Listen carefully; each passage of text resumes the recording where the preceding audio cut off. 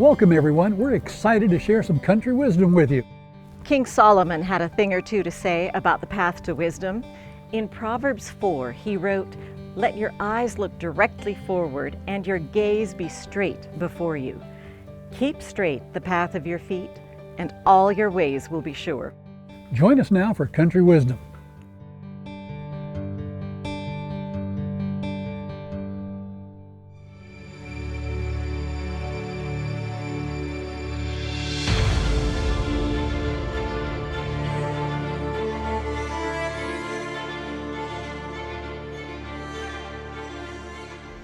Everyone, we've got an exciting program for you today, don't we, Janice? I think so. Yeah. I'm excited. And I'm going to introduce you to someone in a moment, but I want to read you some scripture from Isaiah chapter 40, beginning in verse 29. He giveth power to the faint, and to them that have no might he increased their strength. But they that wait upon the Lord shall renew their strength. They shall mount up as wings as eagles, and shall run and not be weary, and shall walk and not be faint. You'll see why that scripture shortly. Dr. Garver, it's good to have you with us today. Thank you for being here. It's good to be here. Thank you so much.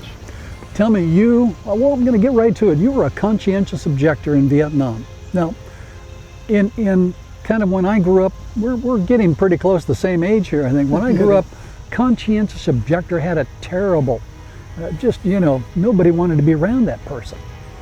But things have changed, and we'll talk about that pretty soon. But tell us about your story, if you would. Well, my dad was in World War II, drafted, and he was a conscientious objector. So I grew up hearing about nothing about his stories of the action that he was a part of, but certainly about the reason he went in and was willing to serve without bearing arms. And that intrigued me. I didn't even want to see animals run over in the road. I didn't want anything to get hurt. So being able to go into a place where people were killing each other and me not have to do that was very appealing to me, regardless of any other belief system at all. But with his background and my growing up in that environment, I'm not sure I really thought that much about it intentionally. When I turned 18, I went down to the courthouse, I registered, I filled out the papers for a conscientious objector. I just thought that's what we did. And come to find out, that just wasn't what everybody did. And I learned that there was a whole lot more to it than just, getting a title of conscientious objector. There was a lot more involved in that, as I would find out later. Well, unpack that for us a little bit, if you would. Why would someone make that choice? First of all, to be willing to join the military without being your standard soldier. It seems like that's a dichotomy there. Well, the neat thing for me and my dad both, I know, was that we realized very early on, thanks to him I did, that there was a way to serve in the military and save lives rather than to take lives. And it seemed like just about all the kids who were conscientious objectors that got drafted and went, which all of us did in Vietnam era. Very few of us ran off to Canada. People ran to Canada for other reasons, but I'm not sure very many of them ran off because they didn't want to carry a weapon. So you loved your country and you wanted to serve. That was the bottom line.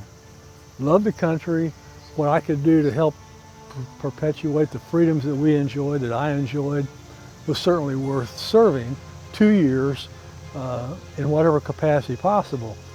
Now, back then I realized there were other ways to serve by the time I got drafted as a conscientious objector, but clerks and cooks and those kind of things. But pretty much the medic route was the way they all started out, and what more witness could I have had than to go into battle knowing that if I was involved in any way, that I'd be saving lives, our troops or the enemies, and not having to worry about trying to protect my own life. And that became a very powerful tool to unite me to the guys I took care of and we'd go out on patrol with, which I was shocked because I thought they would hate me like DOS, but they embraced me. In fact, I'll never forget one big old sergeant. He said, "Medic, stay close to me. You take care of me, I'll take care of you." And we had a pact. I mean, so those kind of things united us. And I think that our good friend Desmond paved the way for a lot of us to have a lot less controversy and hassle. And in fact, in basic, they couldn't treat us like they treated Desmond.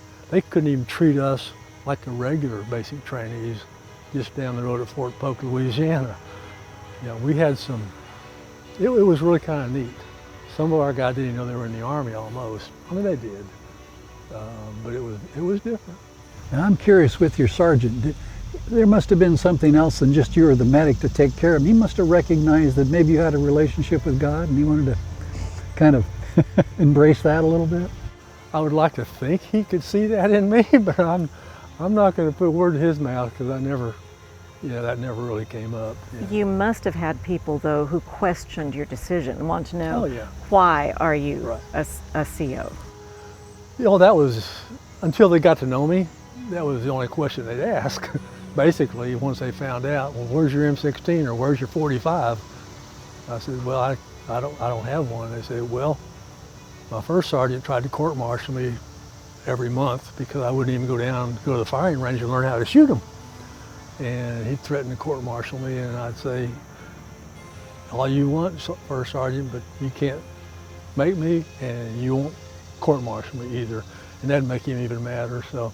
But we had that little standoff. But the fact was, once they found out who I was and quit asking about the conscientious objector thing, we became very close because they knew I was there for them. I wasn't there to get my tail back home. I was there to help all of us get back home, which I think they all were too. But it was evident to them that my whole attitude and focus was on the guys around me, not on myself. And probably the most common question I've had asked me ever since I got back was, well, what would you have done if, you know, you're the only one, you know, guys are needing you over here and there's a weapon here and the guy's dead and all you gotta do is pick it up and use it. And I said, well, I'll tell you what I did. I prayed every morning that the Lord would not put me in a situation that I couldn't respond according to my conscience. And for some reason, I never had to make a choice between picking up a weapon and killing somebody and taking care of the guys I was with. So God rewards faith. There's no doubt about that. It's just, it was powerful to see that kind of stuff happen for 11 months when I was over there. So really that was religion in the trenches. Spiritual, spiritual, yeah. Religion to me and spiritual connection are two different things. I think, and this is not about theology, but I really think sometimes religions get in the way of our connection with God. And to me, it's about Christ and what He's done for us and how we can show His love to other people. And to me, that's a spiritual connection. And that's what I want to be about and still do. Even though the church is very important to me. Very, very important. You ended up with, I think, quite a burden on that level because we're standing here today in a conscientious objector park. That wouldn't be here if it weren't for you. This is your brainchild, your dream. You really wanted to get this going. It almost seems like God came to you like He did to Noah and said, build this. How did it happen? Well, first of all, my wife and I love to travel. And once our kids got a little older, we started traveling all over the country. Well, whenever we'd see a sign on the interstate, Veterans Park, we'd take a detour. And we looked at veterans parks all over this country and we loved them. That was one of our highlights. We'd find, and so I just made mental notes. That's really cool. So one day, it was getting close to the 4th of July. And we always had a big celebration in Collegedale for the 4th of July, which was kind of interesting in and of itself. I was driving in from town and I thought, it's been a year since the last 4th of July And as a veteran, I have not thought about veterans and their contribution to the country we love and live in today. What is wrong with me? What is wrong with this country? People who haven't served, I wonder if they ever think about it. And so I started thinking, I said, you know, if we get a veterans park in this town, maybe that would help. And I got a piece of paper, I actually have it still at the house, a paper sack from a grocery store. And I drew some of the ideas I had from these parks, took it to VFW. They said, oh yeah, we'll support you on this project. So I took that as a yes, and I went and I asked 11 gentlemen in the community to join me. The 12th one said no, and I said, we're through. I had a plan, and it worked out perfect. So those 11 guys, all 11 of them are still on the board. Not one guy has quit in 20 years. And so we started sharing the ideas and concepts, got the property given to us. And what you see today is a result of 11 men's work over 20 years and raising $1 million. And we only lost one of our committee members. One of our Vietnam veterans died prematurely because of his exposure over there. So it was just a matter of me realizing what it meant to me if I ever thought about it. But I had to think about it to understand how important it really was. And I think now, I hear people all the time say, you know, I drive by and see that flag, and I'm reminded. If you come through the gap over here, come in this direction, that flag is right in front of you. Which is one of the tallest flags in the entire state. I think there's one taller. Doggone it. Let's redo it. It's pretty big. Let's put an extension up there. 125 foot. The flag is 30 by 50. Just about the size of a volleyball court. So that's really what happened, and it grew. We've actually added several things after we got our key elements in here that we planned on. One of them was, I don't know if y'all heard, I'm sure it was national news. Some of our recruiters at a Navy station here in town got killed 5 years ago, I think. Somebody walked in and killed 5 of them. And so some of our community members wanted to honor them, and back there is the boots, the M16 and the helmet. And that's to the fallen guys who were killed here in Chattanooga. So that and the female are the 2 things that we've added in the last few years to try to complete the park and make it meaningful to the local people, not just nationally. The world is full of trouble and chaos, but sometimes the worst turmoil is inside us. The Bible promises that no matter how sinful, helpless, and wounded you are right now, God can fill you with a peace that goes beyond all comprehension. If you'd like to claim that promise, I'd like to send you a pamphlet called The Promise of Peace. It's absolutely free. Go to talkingdonkeyinternational.org and request offer number 120 to order your copy today.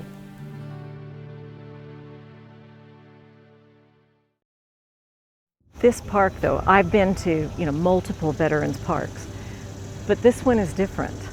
This one stands out because it has a focus that those other parks don't have, that those other parks overlook, in fact. And it's very significant that this park is here because of that statue. And that man, I would guess a large percentage of the country knows, in part because of Mel Gibson and Hacksaw Ridge. Right. The central figure in that story. Would you share a little of that with us?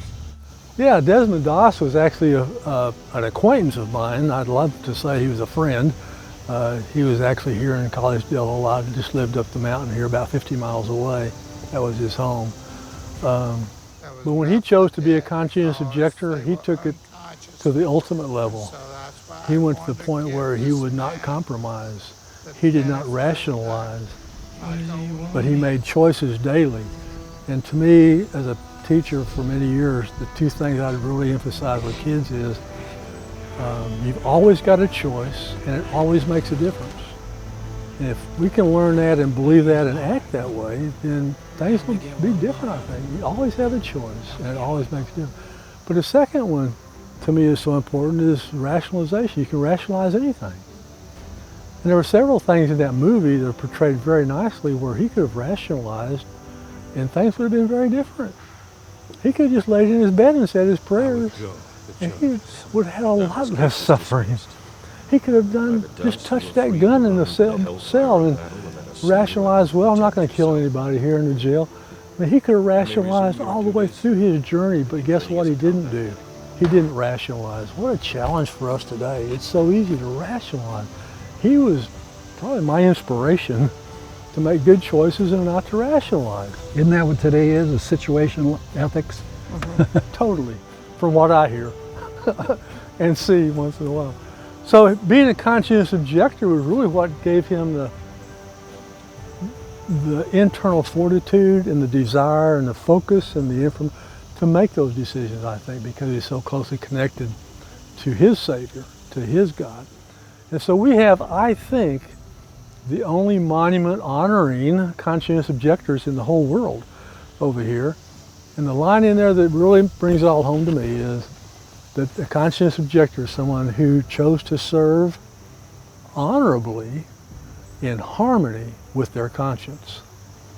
So it wasn't someone who chose not to serve, because by the time the war ended, there were all kinds of ways guys could actually be conscientious objectors and go work in a hospital for 4 years and to get rid of their service requirement.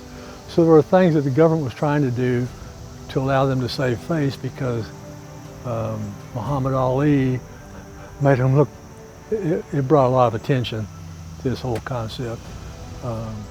So that monument actually says what conscientious objector was all about and how they had truly impacted the war because they would serve and did a good job. And it's amazing how many people really looked up to conscientious objector by the time I got there. It's pretty amazing. Desmond Doss wins the highest honor that the country can bestow. Absolutely. And pretty amazing. I read the quote, I had read it before, but I loved seeing it here when he received his Medal of Honor, that Harry Truman said he viewed being able to give Doss that honor was a greater honor to him than being president. You know, he recognized the character in Desmond Doss. That's powerful. I mean, that is huge. I've forgotten, and you probably know, exactly how many men did he pull off that ridge? Well, let me tell you the story behind that. Something? Yeah, there's his citation. The records showed, from what I understand, it was 125 or 30.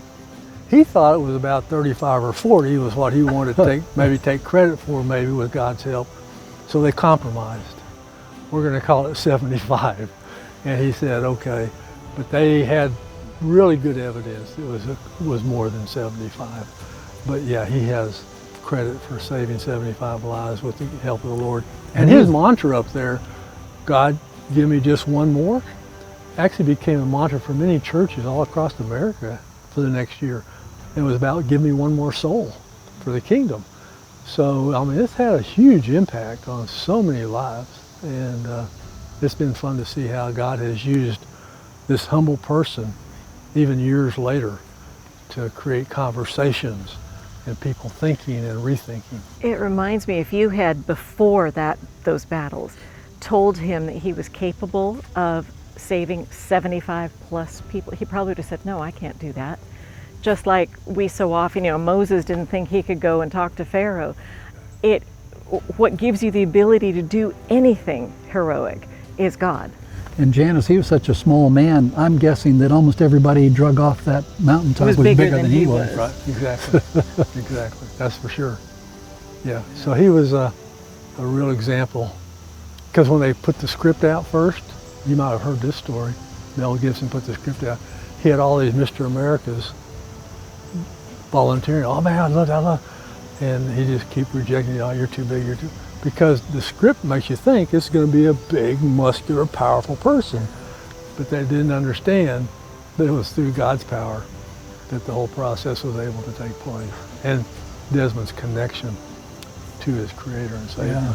Yeah. Very, very powerful. I've got to ask, we're getting a little short on time, but Cobra helicopter behind me and the tank and all these things. Can you tell us a little how all that came together here? That's no small feat. Right.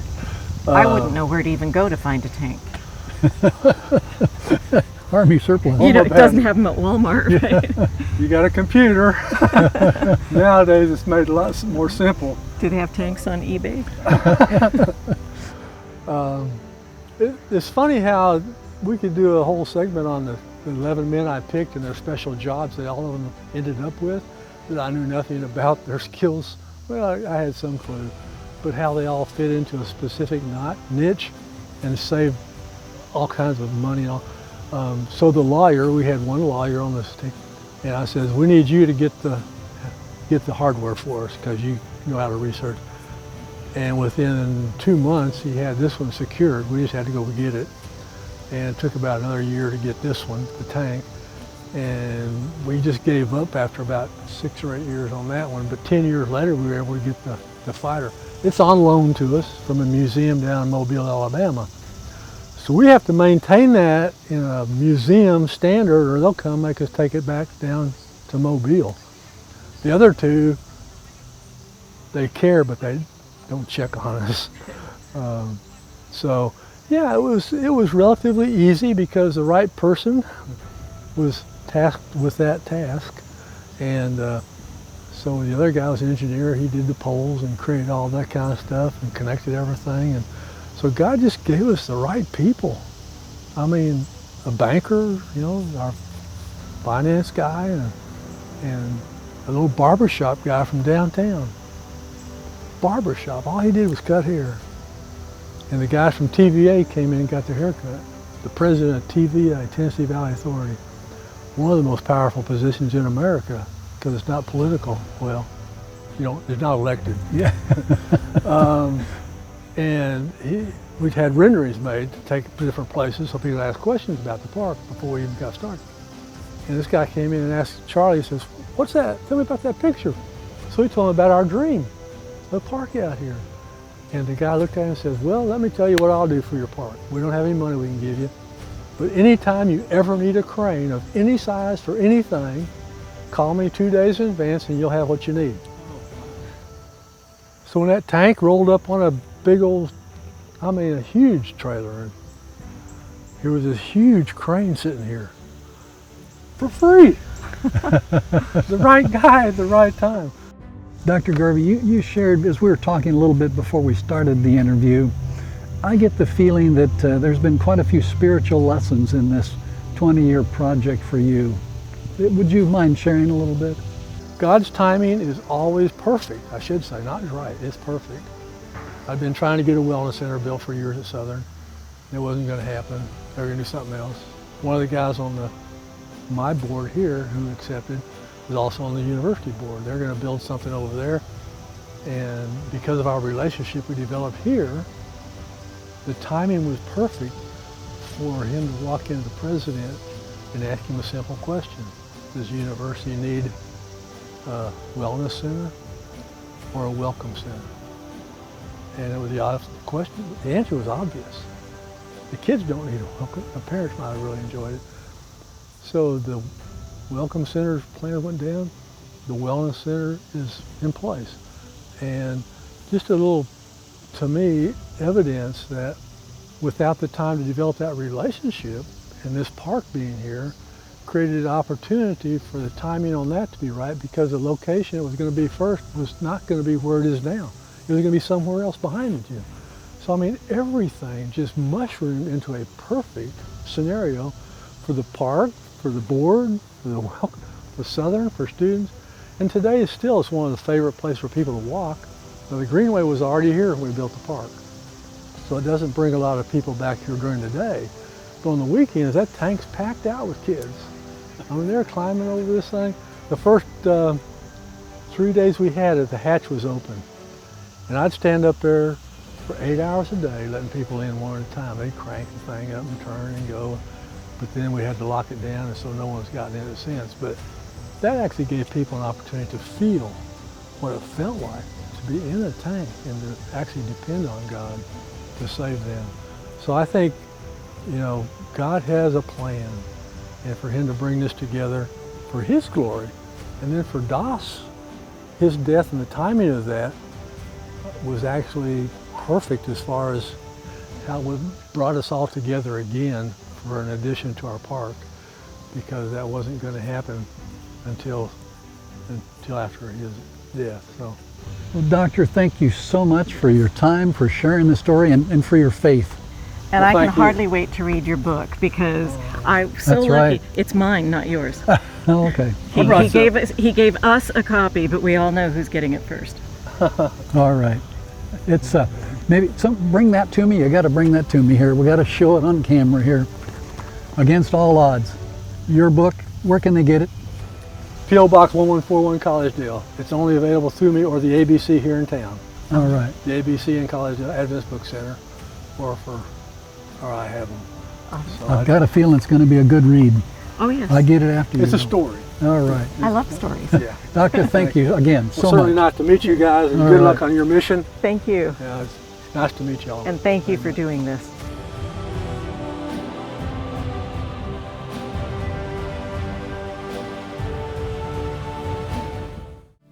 The world is full of trouble and chaos, but sometimes the worst turmoil is inside us. The Bible promises that no matter how sinful, helpless, and wounded you are right now, God can fill you with a peace that goes beyond all comprehension. If you'd like to claim that promise, I'd like to send you a pamphlet called The Promise of Peace. It's absolutely free. Go to talkingdonkeyinternational.org and request offer number 120 to order your copy today.